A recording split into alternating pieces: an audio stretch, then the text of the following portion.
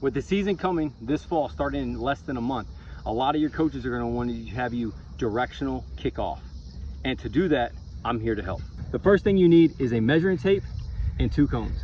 So go ahead and first measure the distance from the ball to your steps back and then over. So my spot is 275 inches back. That's how far I am from the ball to my steps back. Now measure your steps over. So my steps over laterally is 128 inches. That's important. So the distance back from the ball and the distance over, making a 90-degree angle. Now we're going to take those measurements and now set up for our directional kickoff.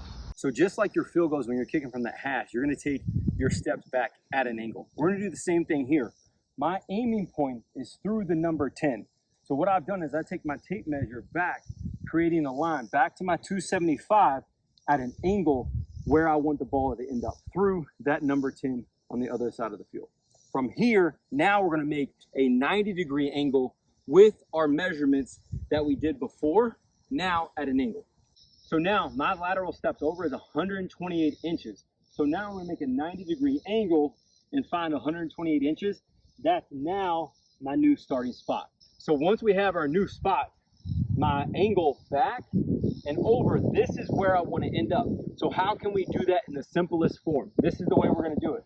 We're going to go ahead and get directly behind the ball that's also parallel with where we want to end up. It looks to me that it's 8.5 yards. So I'm going to come directly behind the ball, 8.5 yards, and now take my steps over. 1, 2. This is exactly where I want to end up each and every time. So now I have my kickoffs for directional left ready to go, and all I have to do is come back 8.5 yards, 2 steps over, and now I'm ready to drive the ball past the number 10 on the other side of the field.